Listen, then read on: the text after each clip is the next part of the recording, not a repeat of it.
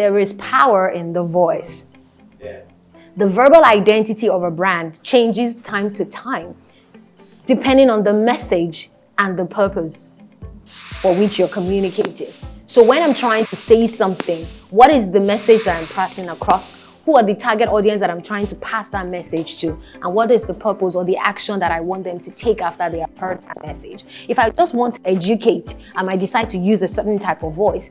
Or to inform, I might decide to use a certain type of voice. No, branding isn't business as usual. If you want to really be a successful brand, you have to be intentional, not just about the way that your brand looks, or the way that your product is, or the experience that people encounter when they come in touch with your product, but also the voice that carries the message of your product is also very important. So, but ultimately, get to know the brand.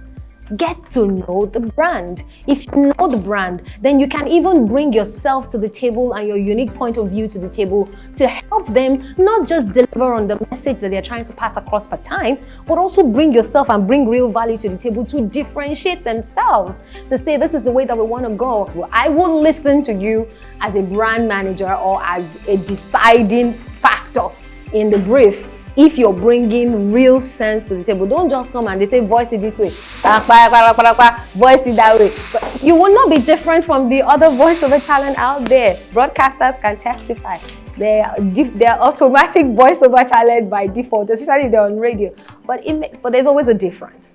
By the time you bring emotion, you bring yourself, the calculation of, oh, this is the point where I take a pause, this is where I should go, I should break this into two, I should lower my voice when I'm saying this.